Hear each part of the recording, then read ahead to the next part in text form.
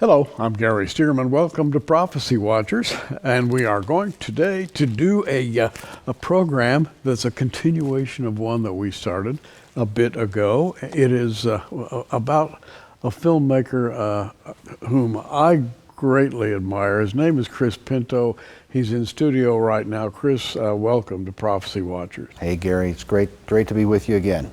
And this DVD we're talking about, it took a little courage, I think, to make this DVD because it delves into some very dark areas of that have developed in the last century or two in the world and in America.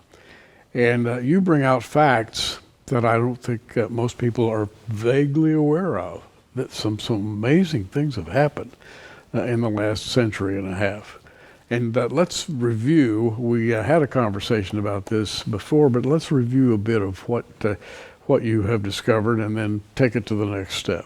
Well, I would to define the Jesuit order. The film is called American Jesuits, and it covers the history of the Jesuit order, why they are important. It used to be, all the way through the 19th century, that virtually all Christians and Christian ministers knew fully who the Jesuits were. Most people today don't realize that the right to bear arms was actually derived from Jesuits confiscating arms from Protestants and then setting them up for Inquisition. So there's a long history to the Jesuit order. If you had a dictionary back in the 1800s, like a Webster's dictionary, most any Webster's dictionary, or a lot of other dictionaries, and you looked up the word Jesuit or Jesuitical, you would find a reference to the Jesuits as an order known for deception, for intrigue, for sophistry, casuistry, that they develop false doctrines through their schools and colleges. And that's how they mostly work. They work through education.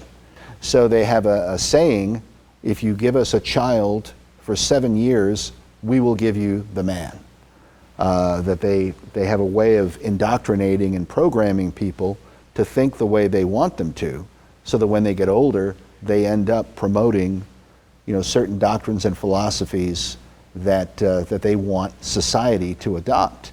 And probably the most important for a modern audience is their development of the doctrine of social justice back in 1843 through a Jesuit priest named Luigi Tapparelli. Now that's interesting. 1843, social justice.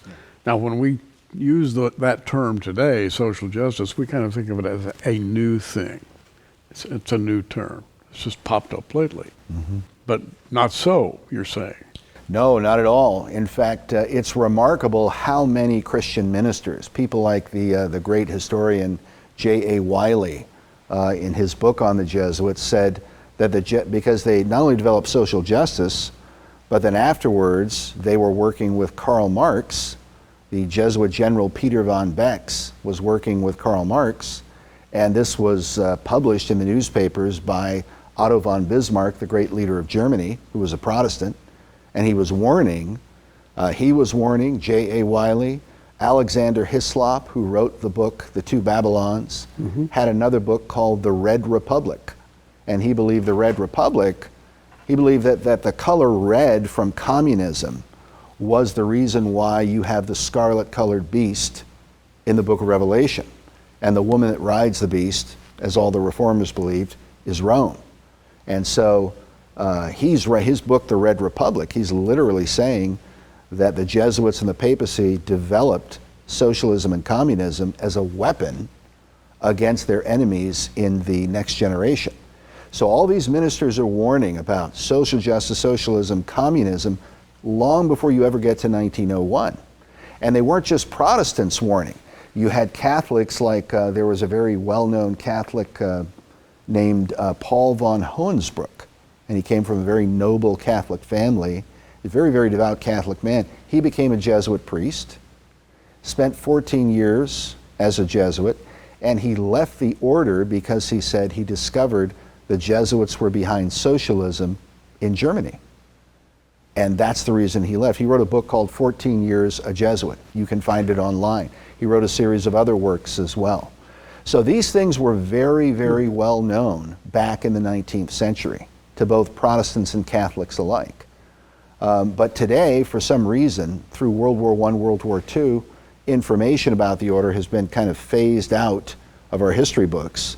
And most people today in the Christian world know very little about who they are. And yet they're active. Even though you may not know who they are or even of their existence, they're very active. Yeah, they're very active. They run Georgetown University. They've got 28 colleges and universities across the United States, but probably their headquarters is Georgetown University. And they're very involved in politics. They have a saying that on the 8th day, God created politics. That's one of their mottos. So they're not a non-political, or they openly admit they're very, very involved in politics. And anybody who studies Georgetown University could see that. One of their disciples is Bill Clinton. We talk about that in the film. Bill Clinton's Jesuit mentor at Georgetown University is was a Jesuit priest named Otto Hentz, who's been a professor there for decades.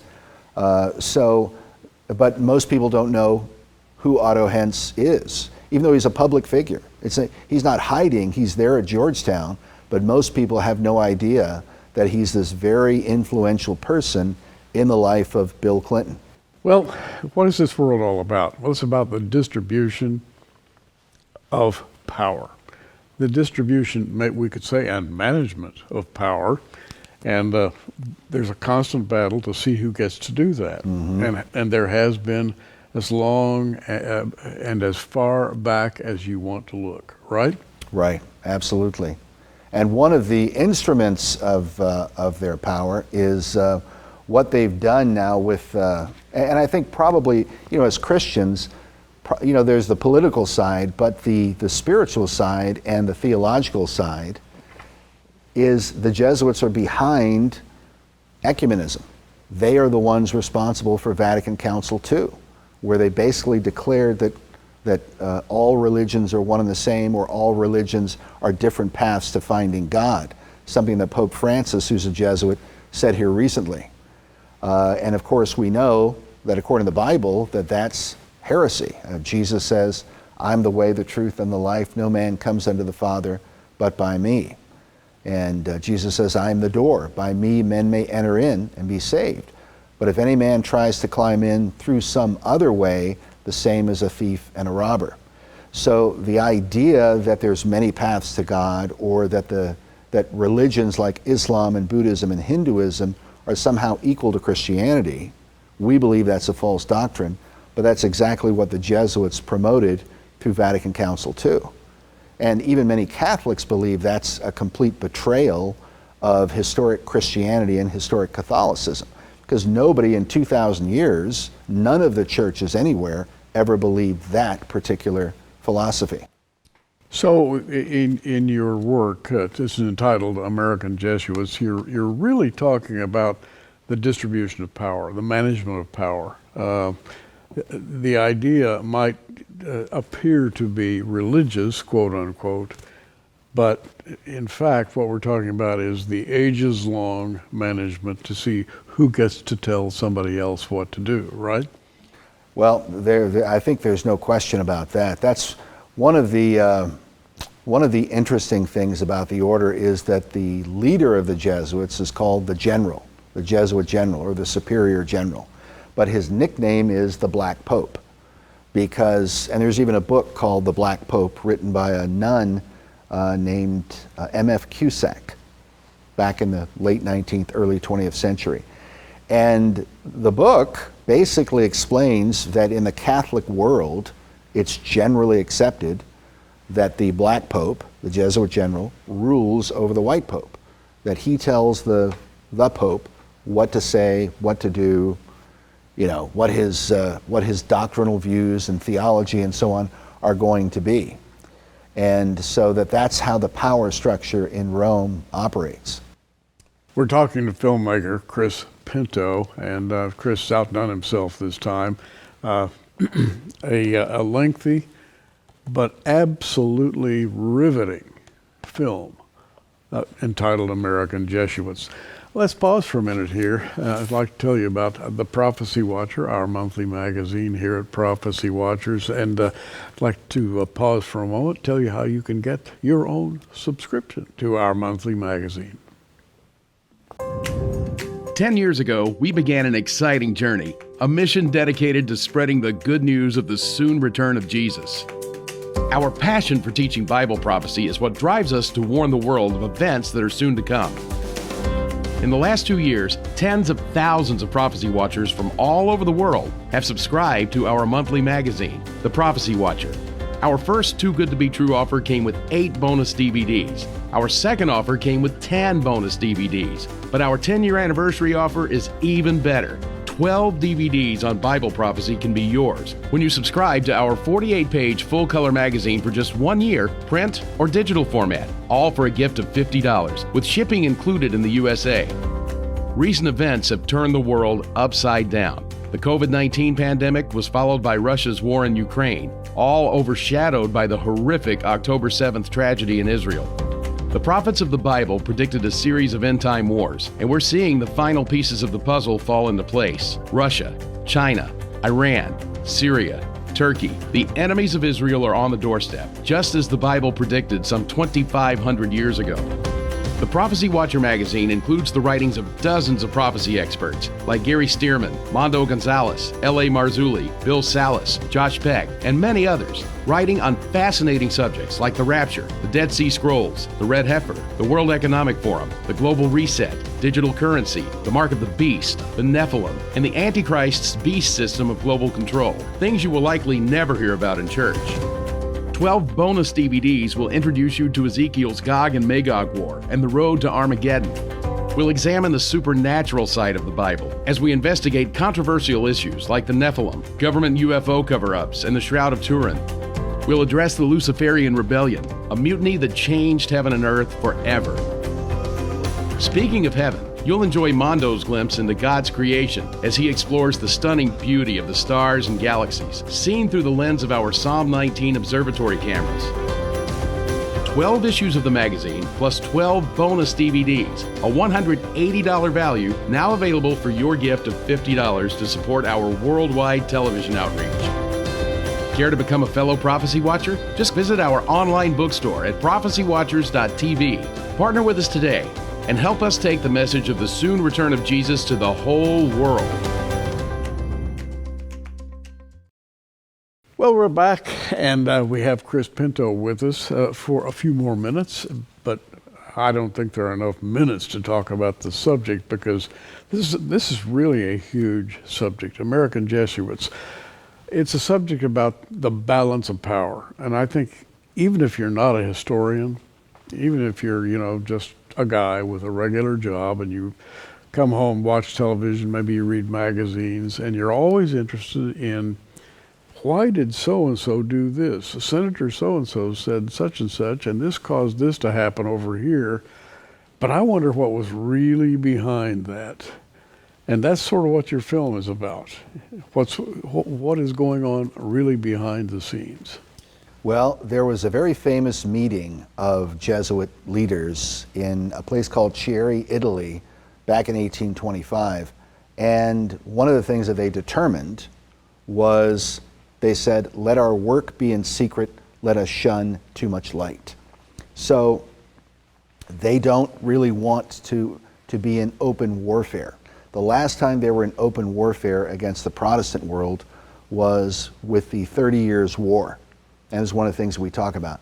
Very, very important, the 30 Years' War that ended in 1648 with the Peace of Westphalia, which I think is so important for what's happening today. Because the Peace of Westphalia, well, the war was fought because the Jesuits and their armies tried to stamp out Protestantism from Western Europe by force. Wow. And killed, there were a total of about 8 million people that died in the 30 Years' War. It's interesting, at the end of World War II, Winston Churchill and Charles de Gaulle said, we've just come to the end of our second 30 Years' War. And I believe, and we show in the film, that they were really alluding to the fact that the Vatican and the Jesuits were behind the whole Nazi movement and Mussolini and other leaders that were involved in the Axis powers. But the conclusion of the 30 Years' War, part of what Sam Adams called political Protestantism, is the national sovereignty of individual nations. And that's what the Peace of Westphalia determined. That what the Jesuits wanted, they wanted all the countries to be under the authority of the Pope. The Pope would be the vicar of Christ and he would tell everybody what to do. Well, the individual countries didn't want that. They wanted their own sovereignty.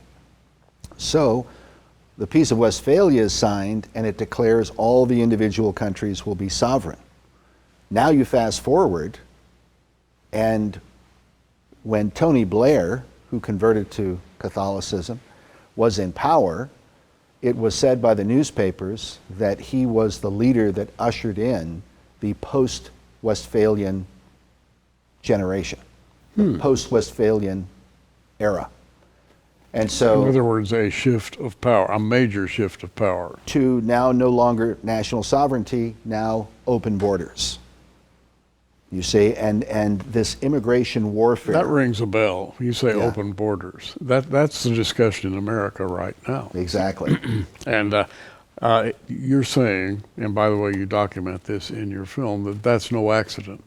No, there's actually a lot of documentation for it. And one of the documents we show is a document called Strangers No Longer, Together on a Journey of Hope, where the Catholic bishops of America and the Catholic bishops in Mexico had an agreement that they would facilitate the mass immigration of all these immigrants through Mexico into the United States. And I believe, of course, that's what's happening. I don't think it's an accident that Joe Biden and Pelosi and all the others who have connections to the Jesuits at Georgetown and across the country and to the Vatican, I don't think it's an accident that they've opened our borders and now they're engaging in what Dr. Ronald Cook, who we interview, who's a historic Protestant minister, but he says what they're doing is called irredentism. That's the Italian word, irredentism, which means immigration warfare. Immigration warfare.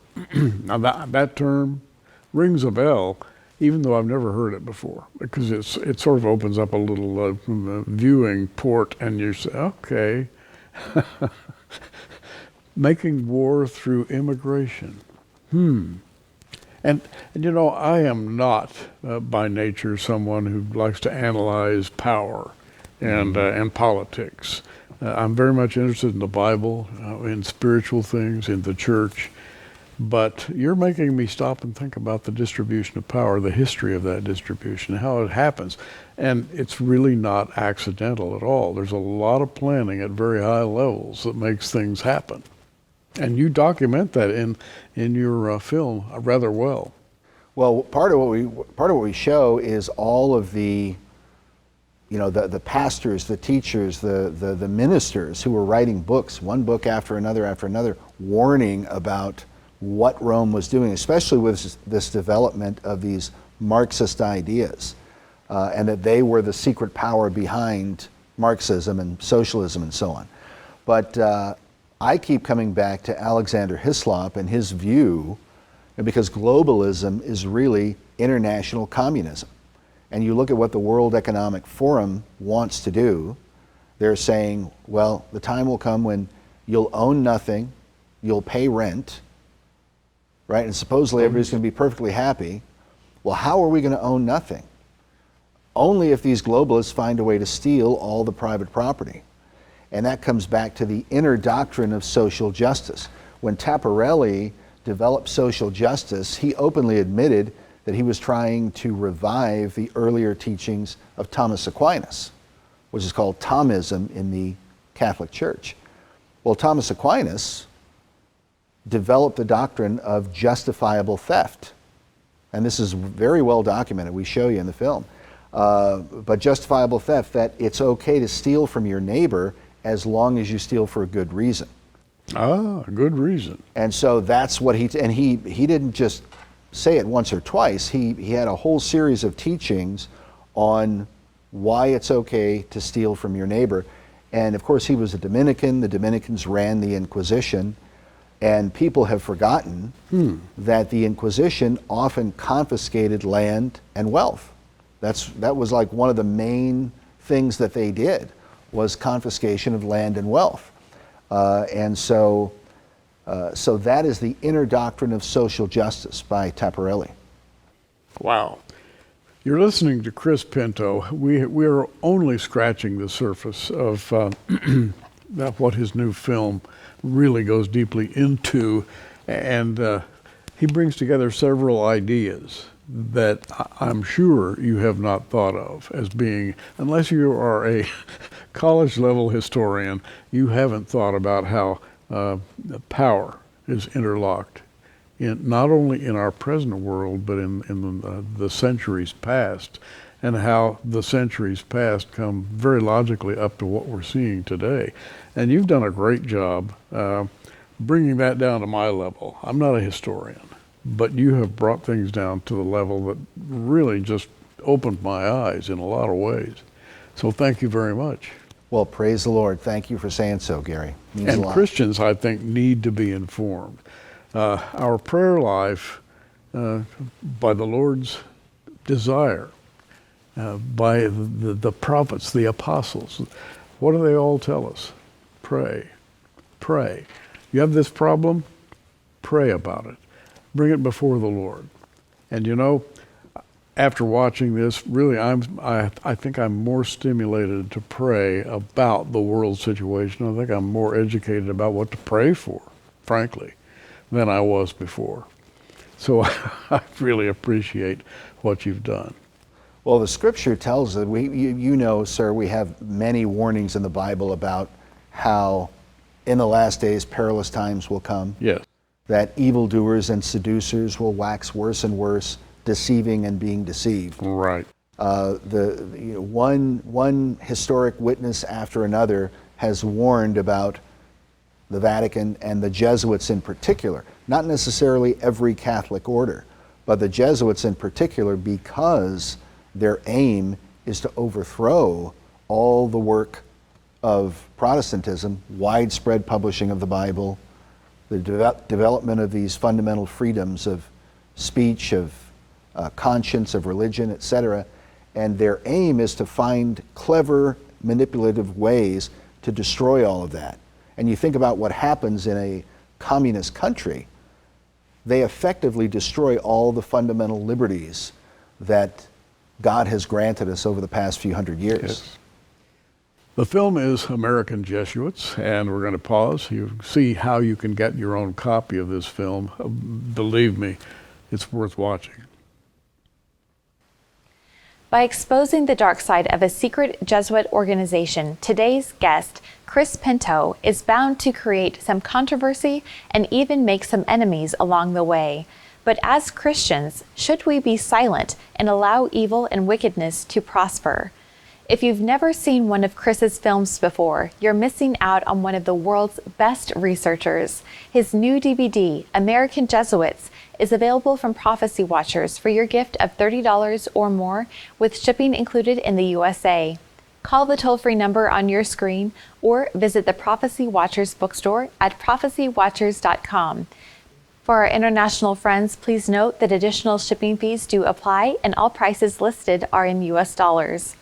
As always, we put together a special package with 3 of Chris's most intriguing films, hours of deep research that blows the cover off of some very dark cover-ups and conspiracies. The Kinsey Syndrome documents how one man's sexual agenda destroyed the morality of America. The Untold History of the Bible takes us back to the days when the Catholic Church chained the Bible to the pulpit, refusing to allow it to be translated into English for the common man.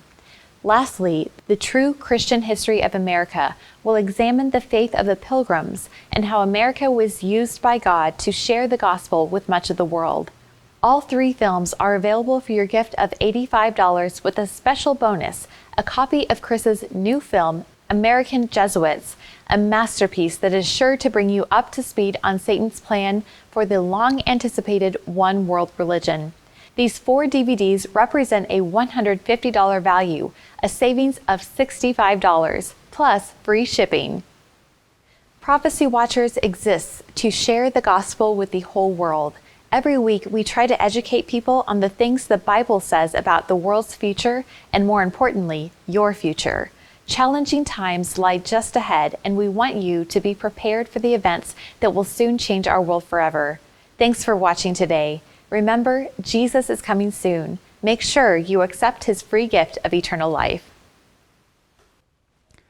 Well, we're back with filmmaker, author Chris Pinto. I say author because the things that you do may not end up on paper and typeset, but they are works nevertheless. They are the same sort of information that you get from some of those really thick books that you might find boring. You won't find his film boring, believe me. I took this film home and sat down and watched it without knowing what to expect. I couldn't look away. That's the truth. That's all I can say. Well, I think what many people find remarkable when they start studying the Jesuit order is that there have been so many warnings from great historic figures like John Adams, writing to Thomas Jefferson, warning about how the Jesuits had been, and some people are tempted to think, Gary, that exposing these things is somehow or other anti-Catholic, or you're attacking Catholic people, this kind of thing. The Jesuits were kicked out of the countries of Europe 39 times from 1540 to 1773. Most of those countries were Catholic countries. It was their own Catholic people and leaders who were driving them out of their countries. Finally, you had Catholic leaders all over the world who appealed to the Pope, Pope Clement, to abolish the order, as he did in the year 1773. Then they poisoned him a year later, and he died. Of course, they deny that they poisoned him, but the conspiracy theorists, if you will, in history, all claimed that he was poisoned and that the Jesuits were behind it.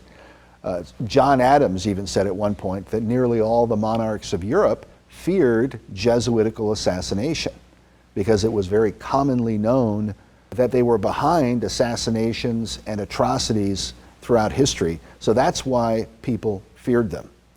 And then you had many voices in the 19th century, like the Marquis de Lafayette, who served with George Washington during the American Revolution. And he said at one point, once the Jesuits were revived in 1815, he said, if these states, the United States of America, should ever lose their liberty, it will be at the hand of the Roman Catholic Jesuit priests. Wow. For they are the most crafty enemies of civil and religious liberty. Well, I think we're going to have to stop there. We are out of time. The clock has caught up with us, but Chris, keep up the good work. You are an in-depth researcher with a message that we need to see. Well, thank you, Gary. It's been great to be here. Bless your work. Thank you, sir. I'm Gary Stearman. This is Prophecy Watchers, and believe me, there's a lot in prophecy that's opening up today. We'll see you again soon. The media ministry of Prophecy Watchers exists only through the faithful prayer and financial support of friends like you.